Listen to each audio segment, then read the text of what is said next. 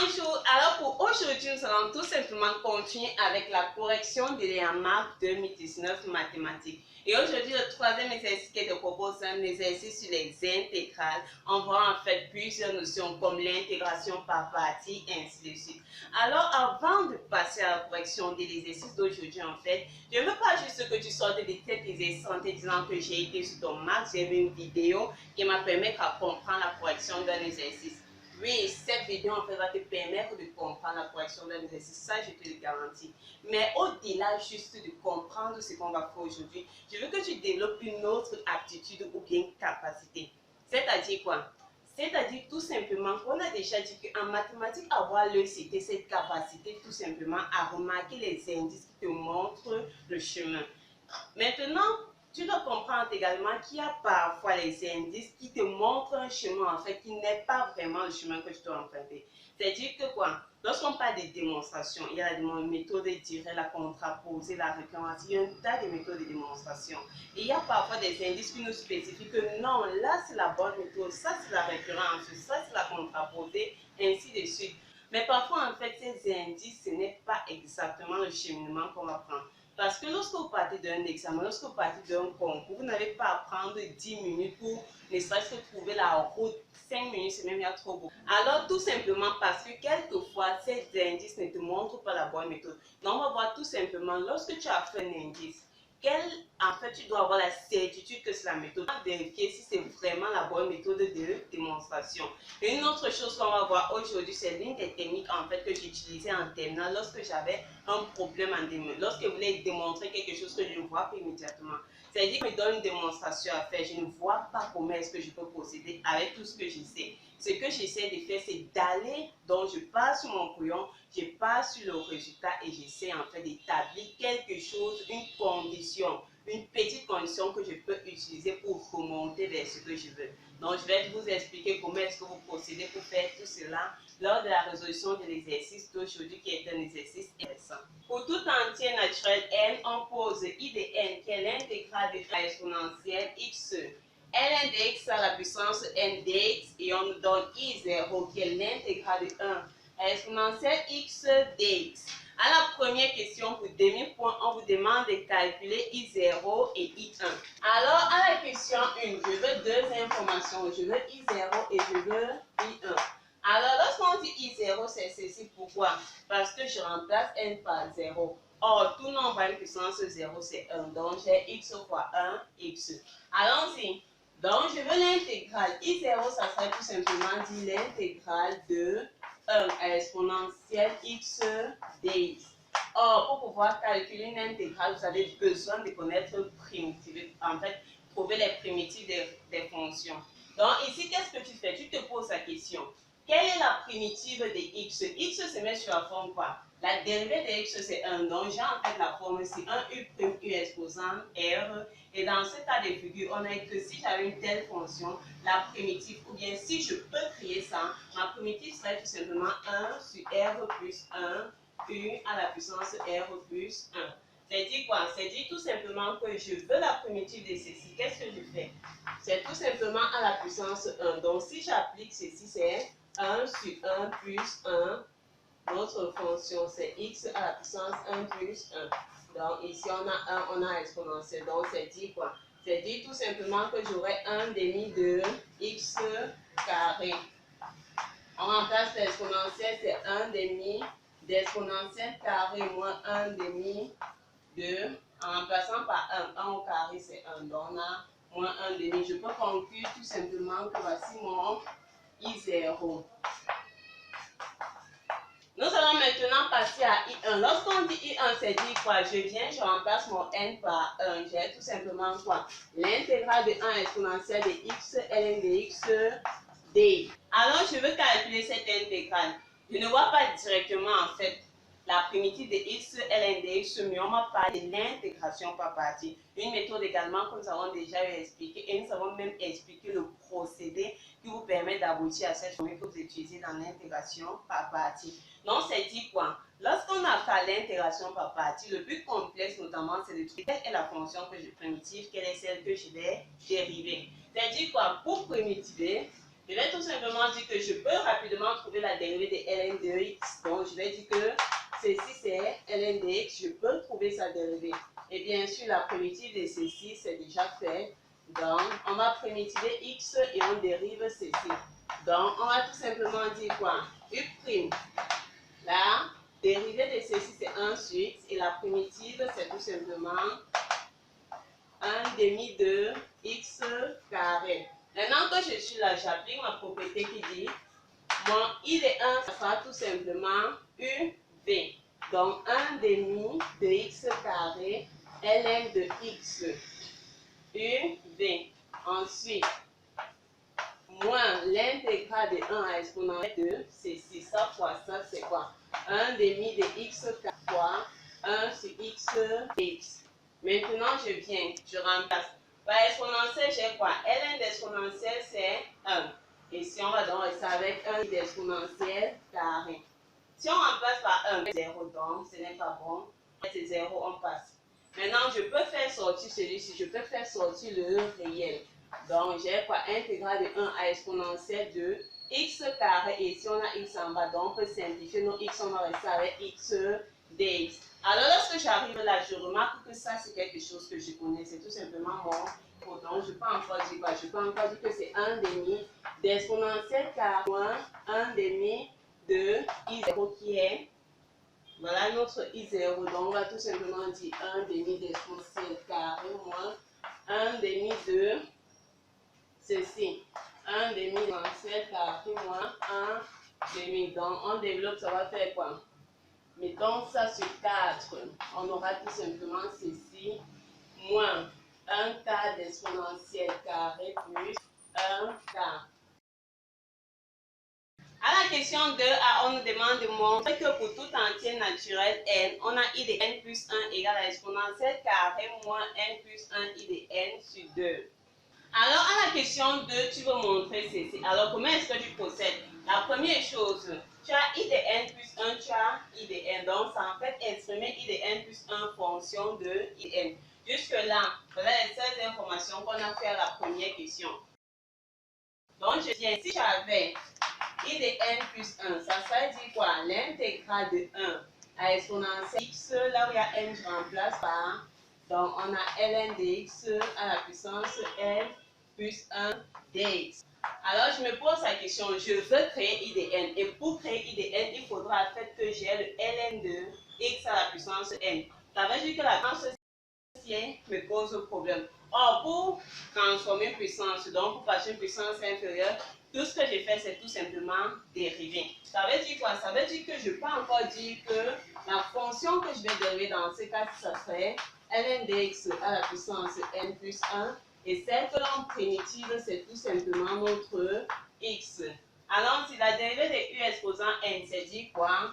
U' dx sera tout simplement la puissance n plus 1 multiplié par la dérivée de ln de x qui est tout simplement 1 sur x multiplié par ln de x à une puissance n plus 1 moins 1 à la puissance n. Je suis en train de créer mon i de n. Maintenant, la primitive de x, c'est tout simplement qui c'est 1 demi de x carré. Ça veut dire quoi? Ça veut dire que mon i de n plus 1, je peux l'écrire comme UV.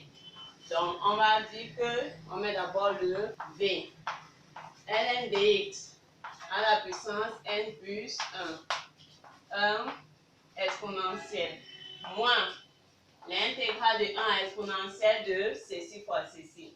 Donc, on va tout simplement dire n plus 1 multiplié par 1 sur x multiplié par ln dx à la puissance n fois ceci fois 1 sur 1 demi dx carré dx.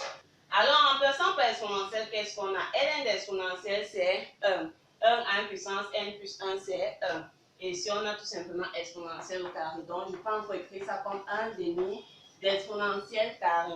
Maintenant, si je remplace par 1, j'ai ln de 1 qui est 0. Le 0 annule tout ceci.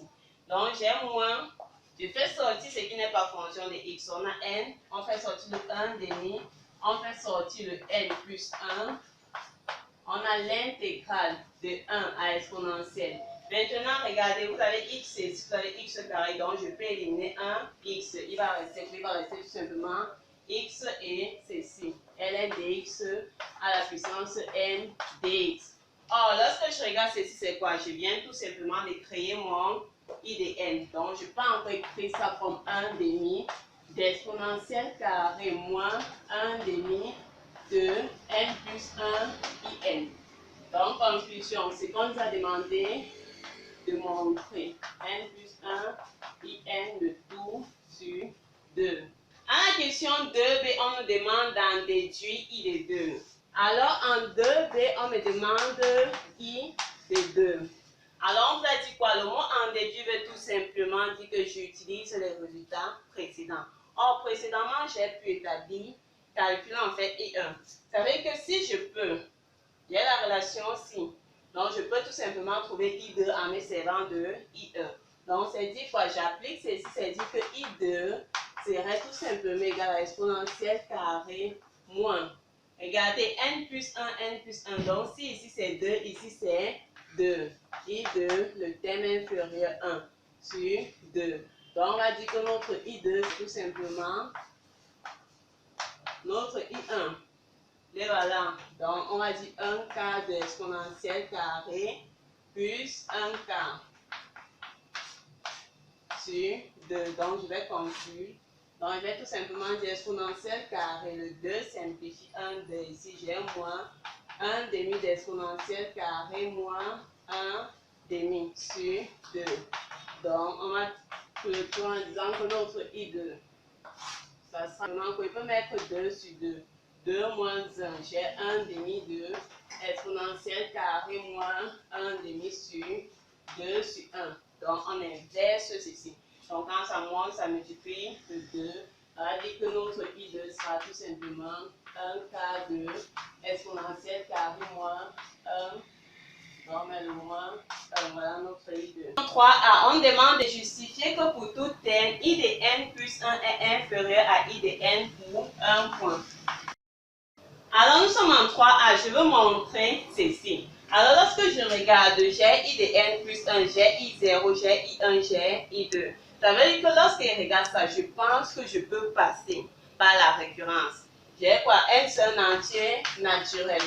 Donc, on a tous les éléments pour établir une propriété en utilisant la récurrence, démontrée par la récurrence.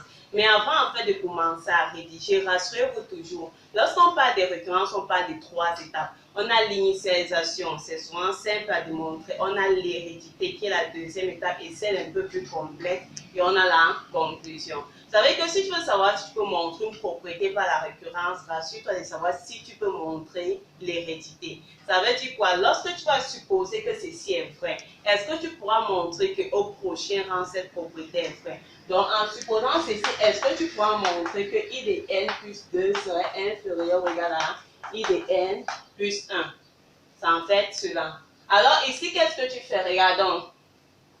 Lorsqu'elle est supposée, ça c'est dit que par hypothèse de récurrence, je vais écrire ceci. Je vais écrire que mon I de n plus 1 est inférieur à I de n. Mais est-ce que je peux créer le I de n plus 2?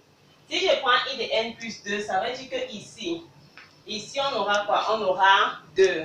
Et or, I de n plus 1, on aura 1. Ça veut dire quoi? Je ne peux pas multiplier ici par n plus 2, je multiplie ici par n plus 1. Donc, ça sera en fait un peu compliqué d'aller par la récurrence, créer en fait ce niveau-ci. Alors, si ce n'est pas facile, qu'est-ce que tu sais? Tu regardes comment est-ce que je peux procéder. Alors, la méthode que moi j'utilisais, lorsque tu ne vois pas un procédé de démonstration, pars sur ton brouillon et pars sur la base que tu as trouvée. Ça veut dire quoi? Ils m'ont dit que I de n plus 1 est inférieur ou égal à I de n. D'accord? Qu'est-ce que ça va encore dire? Si je ne peux pas utiliser la formule ci, est-ce que je peux utiliser la définition qu'on m'a donnée? Oui, bien sûr. Intégrale de 1 à exponentielle x ln dx à 1 puissance n plus 1 dx sera donc inférieur ou égal à l'intégrale de 1 à exponentielle x ln dx à 1 puissance n dx. Alors, lorsque je suis ici, jusque-là, je n'ai rien changé. J'ai juste réécrit. Donc, d'une autre façon, c'est qu'on m'a donné. Alors, je me pose la question, comment est-ce que je peux continuer? Qu'est-ce que tu sais des intégrales? On a dit quoi? Si f de x était inférieur à g de x, alors on peut mettre l'intégrale. Ça veut dire par conséquent, si je peux mettre, je peux retirer. Donc, si j'enlevais, comme c'est la même intégrale de 1 exponentielle, donc comme c'est 1 exponentielle, je peux encore tout simplement écrire x. ln de x à 1 puissance n plus 1 serait inférieur ou égal à x ln de x à 1 puissance n. Ok, jusque là je regarde. Je regarde qu'il y a le x et s'il y a le x de l'autre côté, je me pose la question. Comment est-ce qu'on peut faire pour enlever ces x? N'oubliez pas, si votre x ci est négatif, ça veut dire que l'inégalité, pour enlever l'inégalité va changer. Comme lorsqu'on multiplie par un nombre négatif, l'inégalité change également. Pour enlever, l'inégalité va changer. Pourquoi en le multipliant, l'inégalité rechange. Alors ici, qu'est-ce que je sais? Vous êtes d'accord que lorsqu'on dit l'intégrale de 1 à l'exponentielle x, ça veut dire que je prends mon x dans l'intervalle. Donc, c'est dit que mon x est dans quel intervalle? Il est dans l'intervalle 1 exponentielle. Donc, forcément, il est positif. Donc, je peux l'enlever sans que mes inégalités ne changent. Je peux donc écrire ceci. Je suis toujours sur mon crayon. Ok, maintenant, jusque-là, c'est bon. Mais la question à se poser jusqu'à ce niveau, c'est, vous êtes d'accord, ça c'est ln de x, ça c'est une puissance plus grande que n sur les entiers naturels. Donc, forcément, n plus 1 est supérieur à n. Mais comment se fait-il qu'en élevant ceci au carré, en élevant ceci à cette puissance, c'est inférieur à celle-ci qui a une puissance inférieure? Qu'est-ce que je fais? Pour que ceci soit possible, vous êtes d'accord avec moi, pour que ceci soit possible, il faudra absolument que mon ln de x soit compris entre 0 et 1. Parce que ce sont les nombres compris entre 0 et 1 qu'en les élevant. Donc, il faudrait tout simplement, lorsqu'il élève un nombre dans cet intervalle, c'est plus je l'élève, plus il devient petit. Prenons un exemple. Si je te dis 1 demi, lorsque j'élève celui-ci d'abord à la puissance 1, c'est 1 demi, donc c'est 0,5. Lorsque je l'élève à une puissance 2, ça devient quoi? 1 quart qui est 0,25. Lorsque je l'élève à une puissance 3, il devient 1 huitième qui est quoi? C'est tout simplement 0,125. Donc, chaque fois que j'élève ce nombre ici, qu'est-ce qui se passe? Il devient de plus en plus petit.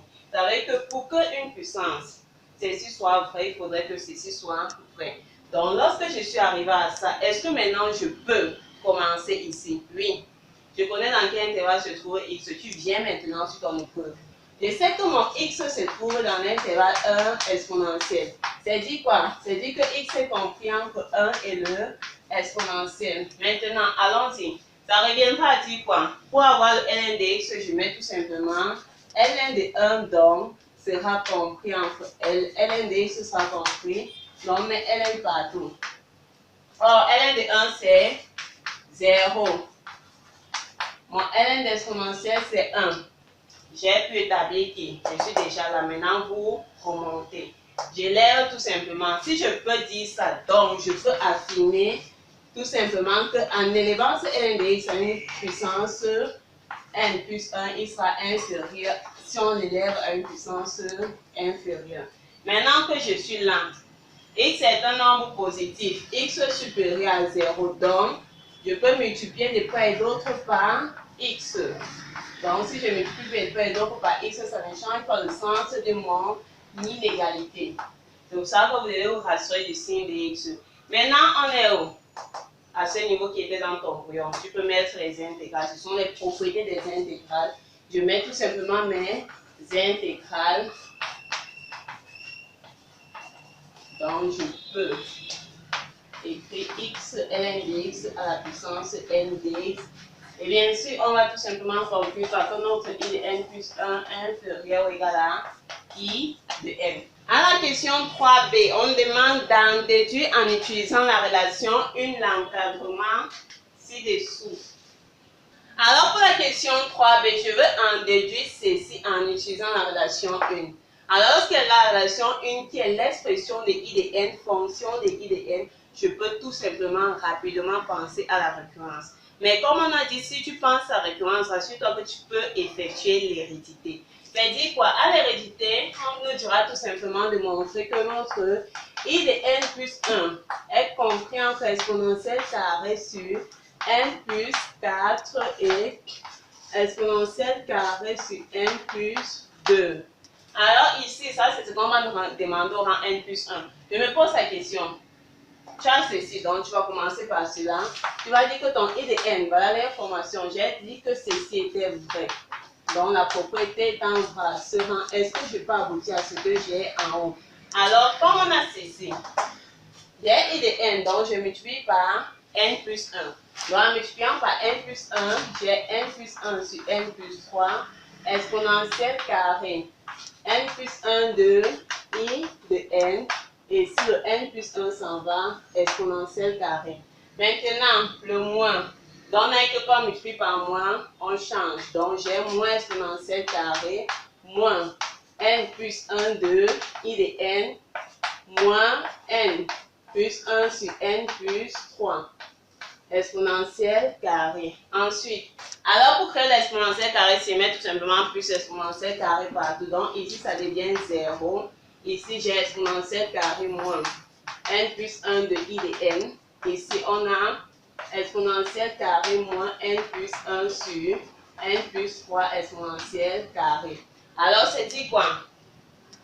Il manque le 2. Divisé par 2 partout, c'est dit 0. Et de ce côté, on aura donc notre I de n plus 1. Maintenant, ici, divisé par 2, c'est encore multiplié par 1,5.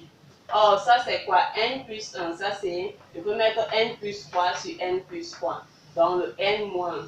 Donc il reste ici 2 sur n plus 3 exponentielle carré.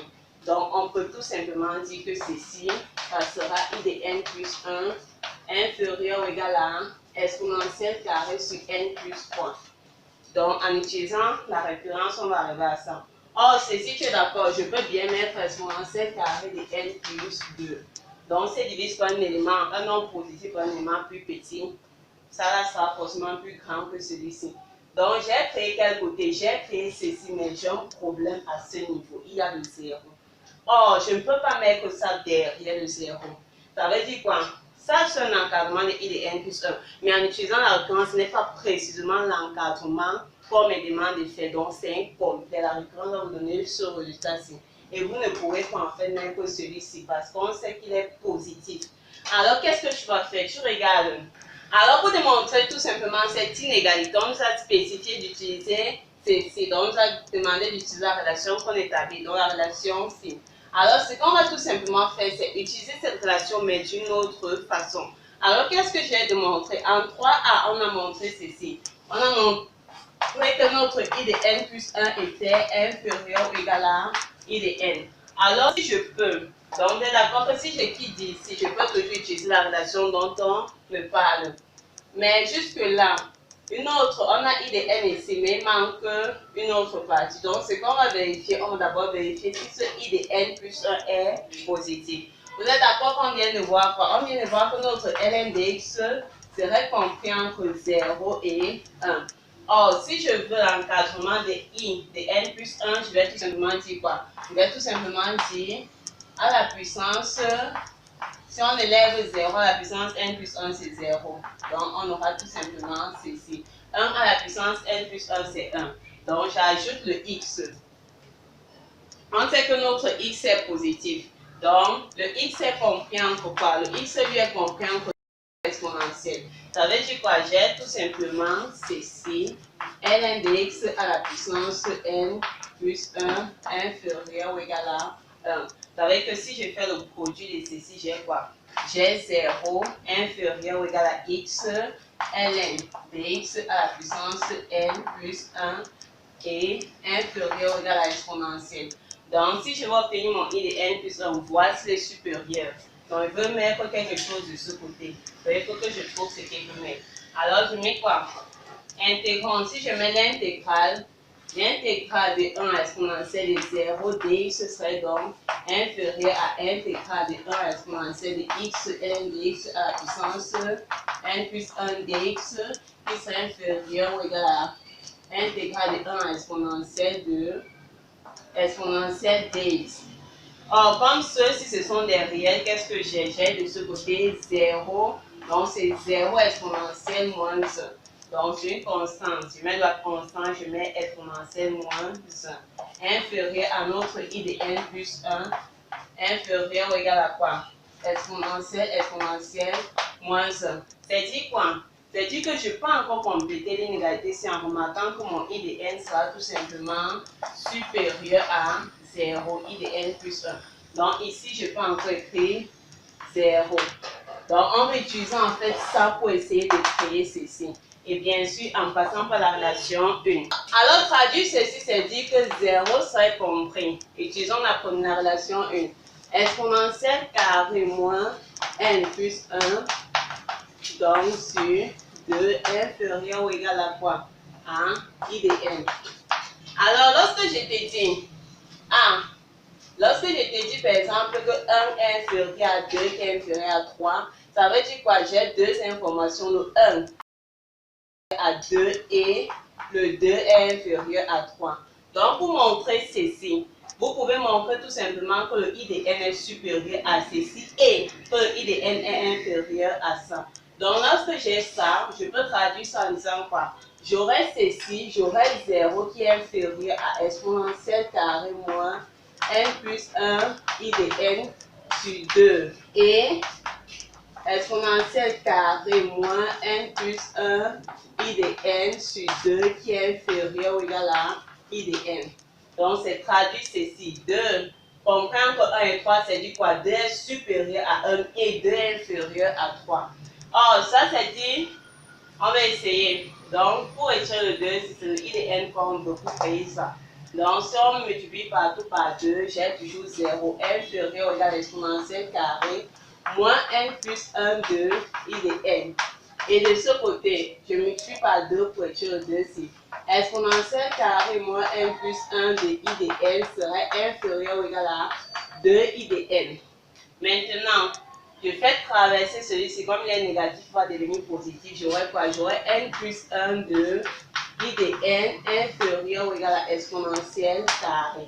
Maintenant, le et, je fais traverser de l'autre côté, j'ai exponentielle carré inférieur ou égal à quoi? Ceci traverse, ça devient plus. N plus 1 plus le 2, n plus 1 I de n, pardon, plus le 2 I de n. Maintenant, des I de n que je veux, j'ai quoi? I de n inférieur ou égal à exponentielle carré sur n plus 1. Et de ce côté, on a quoi? Exponentielle carré inférieur ou égal à, en somme, I de n. J'ai n plus 1 plus 2, ça va faire n plus 3 I de n. Donc, j'ai quoi? I de n inférieur à exponentielle carré n plus 1 et I de n supérieur à ceci.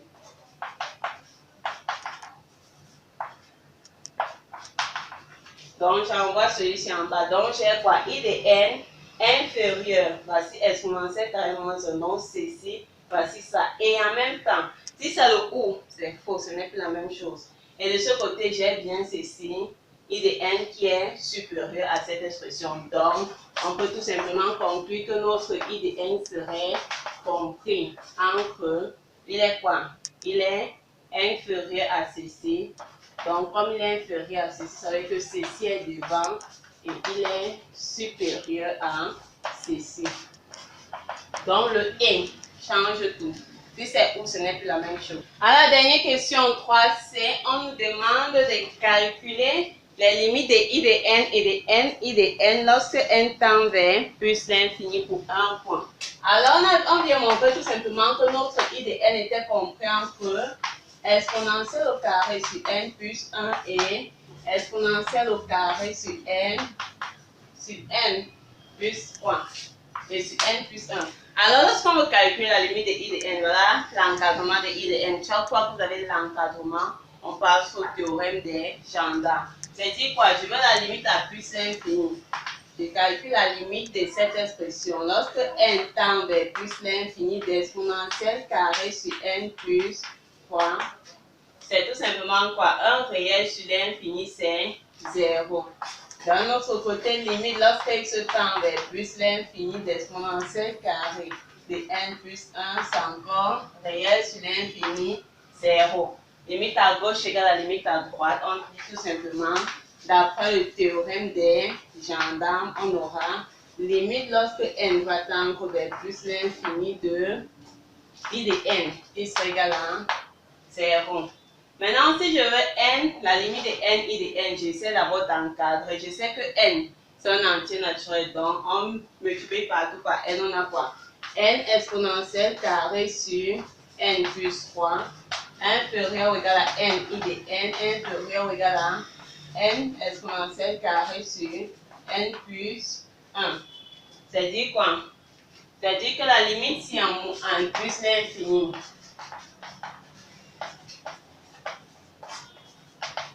ça sera quoi? Mon nombre de plus haut degré sur mon nombre de plus haut degré. Donc, c'est la limite lorsque n tend vers plus l'infini de n exponentielle carré sur n. Je peux donc simplifier le n, il va me rester le exponentielle carré. Ici, maintenant, la même chose. Limite lorsque n tend vers plus l'infini de exponentielle carré sur n plus 1, ça sera tout simplement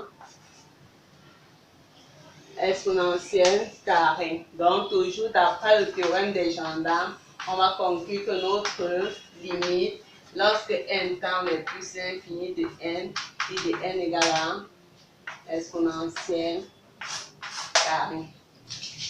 Alors, pour conclure, ça serait tout simplement dire quoi?